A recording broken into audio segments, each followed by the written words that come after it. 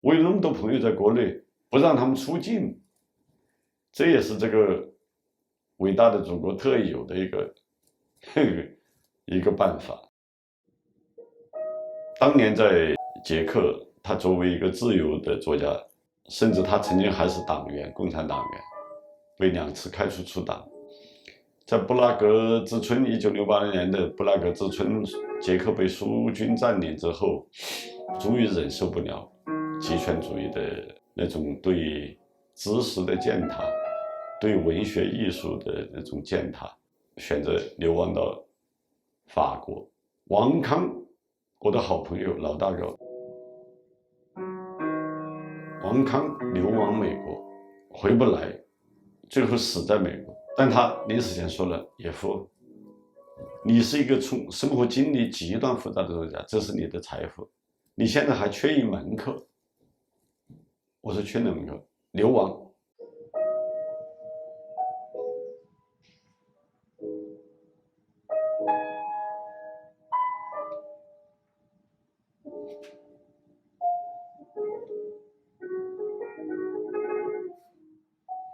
那作家到底追求什么嘛？所有的作家文人追求的不就是你的人死了没了，你的作品1000年后还有人在读？那我们从屈原诗经的作者我们不知道了从楚辞开始有了作者的署名了唐诗宋词一直下来，每一个文人不就是希望自己不朽吗？就作品不朽，人早就朽烂了，作品不朽。我们今天已经数不出来几个唐朝皇帝的名字，但是我们基本上每个稍有文化知识的人乱数50个诗人的名字。这就是说，文学的不朽大于政治。政治家在历史中其实狗屁都不是那个历朝历代的国王，你现在叫得出几个名字？历朝历代的文人都留下来。我们是基于这样一种生命的兴趣而写作的人，当然愿意生活在这样一个时代，所以说不愿意流亡。就像一个战地记者，他不去战场前线，那他的生命没有价值，他在一个和平盛世里面，他就是一个碌碌无为的人，有可能一个优秀的战地记者，哪儿有枪声就要迎着哪儿去。我们就像那样一个战地写作者一样的，这是我过去一直不流亡的原因。就是说，我们这代人是有故乡的，我们永远还有乡愁是剪不断的。我们即使流亡出去，也做不到真正的成为一个世界公民。尤其像我们这一代只擅长于用母语写作的人，这也是我们的局限。就像郑义、孔杰生也好，我们都是母语写作的高手，但是这种母语在他国他乡，它的价值是不被人认识的。对英语人群来说，你的文章写得再优美，孔杰生的旧体诗词写得极好当年的一个小说家，中晚年之后一心一意在写旧体诗词。旧体诗词这样一种趋近于死亡的文体，在美国来写作这些旧体诗词有什么意义呢？其实它没有世俗价值了，也没有世俗功用了，它就是自弹自唱，一个人在一个黑暗的角落里面自弹自唱而已。你所擅长的美，外人看不见也评价不了，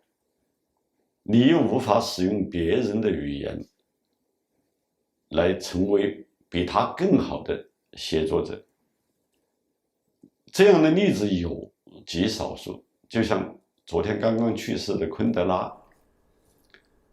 这个是一个对我的创作有巨大影响的一个作家，也是我内心深处特别尊敬的一个外国作家。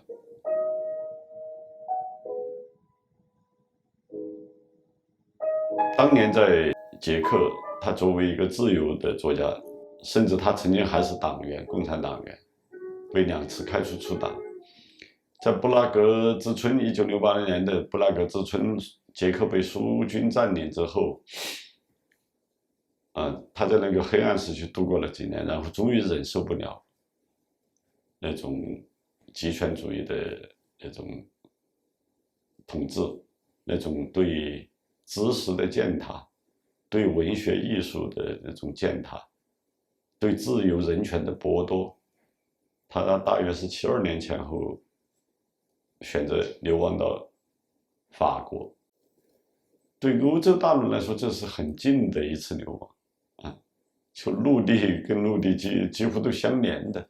啊，开个车就可以开到法国去了。但他到了法国，最初他是用捷克语写作啊，后来很快的转变为用法语写作，而且成为法语写作的一个最伟大的法语作家。他甚至最后都不放弃，由于捷克的那个极权时代、后极权时代开除了他的国籍，就像我们中国也一样，中国政府一样，剥夺一部分人的中国国籍，不让你回国。昆德拉也受过这样的待遇，被开除国籍，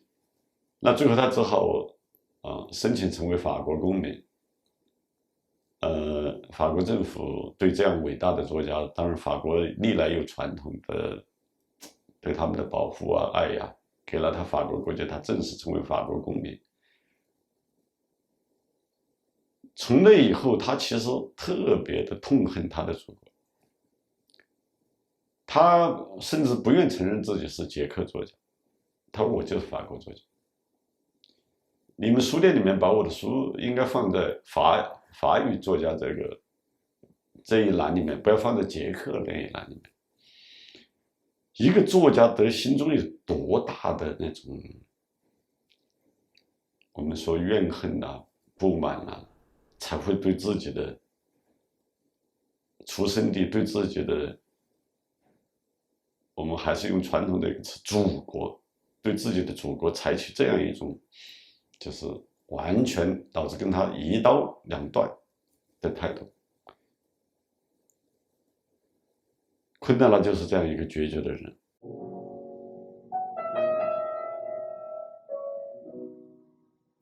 但他的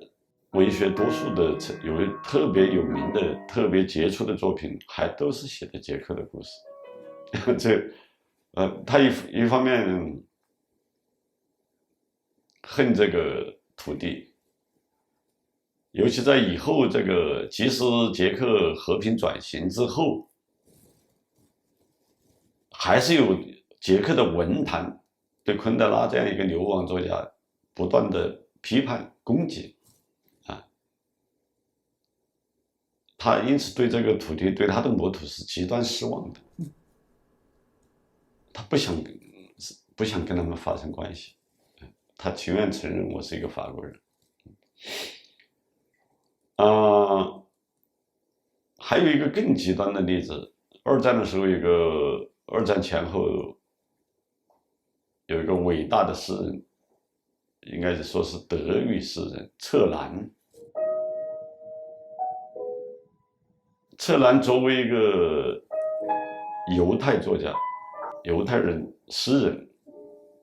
但是由于他在德语区长大，他写作是用德语在写作。当他亲身经历了德国人对犹太人的屠杀，那是真正的大屠杀，种族灭绝的那种屠杀，他亲身经历了，他的父母都死于这样的屠杀，而他一直还不得不用德语写作，他为此而感到羞耻，就是我在用我敌人的语言写作。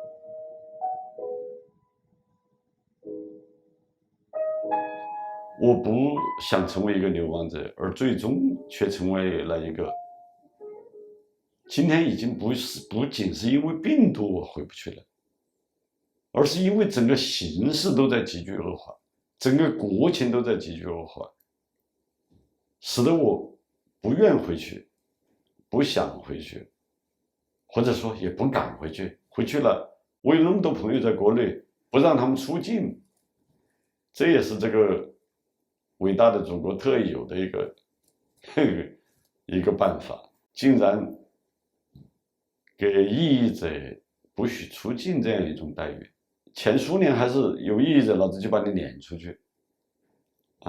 把你流放出去，你不要在我国家待着。我们是你要有异议，对不起，不许出去。这个是一种奇怪的惩罚措施。那我不愿意失去自由的，我知道我余生不会太久，我还想写更多的东西。我经历了那么多的故事，见证了那么多的伟大人物，我不写可能不说没有人写，至少写的人越来越少。那我就在这个流亡中来完成我的写作吧。王康，我的好朋友老大哥，王康流亡美国，回不来，最后死在美国。死在美国之前，因为王康是对俄罗斯文学有巨大的钟情、最大的迷恋的人。那他在研究俄罗斯文学的时候，他也经常要提到一个俄罗斯的流放文学。他在临死前跟我有过一次谈话。他那个时候我还没有离开中国，那个时候他已经癌症在身了，进入他的最后时光了。他跟我说，因为我们之间一直是虽然年龄相差10多岁，但是一直兄弟相称。他大学7级，我7、8级半年之差，我们算是同时经历了从77年以来的这些中国历史的人。王康对我也私下有很高的文学评价，就他认为我的文学是很牛逼的。但他临死前说了，野夫，你是一个生活经历极端复杂的作家，这是你的财富，你现在还缺一门课。我说缺哪门课？流亡。你的生命中如果不经历流亡，你还不足以写出更伟大的作品。这是他临死前对我的一个，就像一个咒语，就像一个魔咒一样的。我并不是因为他有了这样一个说法我才要选择流亡的，而是我无意中成了一个流亡的作家，才发现这应验了他的一个预言而已。流亡这不是一件很快乐的事。它虽然自由，但是尤其无论是音乐家也好，文学家也好，诗人也好，凡是流亡的，都有不得不的这个意思。流亡这个词潜台词里面是包含了一个不得不的，是一种被迫。那所有的流亡者都会愁肠百结，柔肠寸断。从我们楚国伟大的屈原的《离骚》开始，屈原写的就是一种自我流放、离别的哀愁。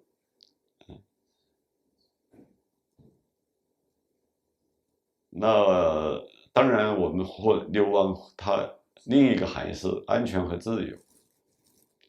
没有人说，比如说我现在去了朝鲜，我说称之为流亡，那不可能。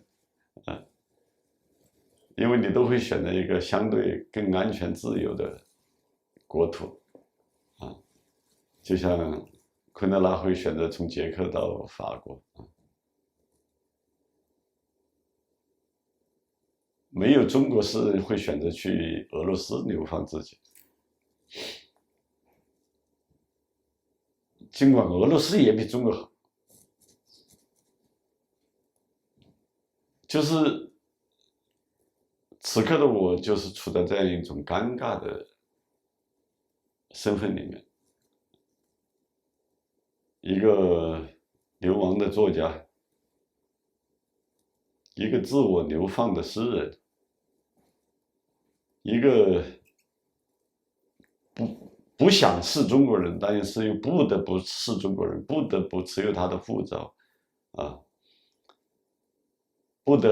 还不得不受着他的法律的遥控。我时时刻刻我都能感觉到，我们并未逃离如来佛的手掌，只是说他想不想弄你而已。那还好，我们呢，单纯来说，我只是一个文学写作者，我不是一个革命家，我不是孙中山那种流亡的人啊，我不是革命家，我更不是一个组织者啊，什么这些，因为我全部的兴趣就是自由的写作，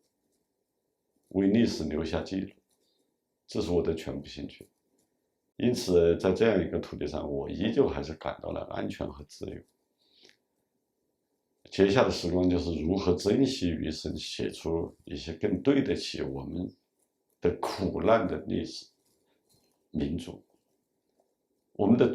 希望我们的作品成为历史名著，也希望我们的作品真的像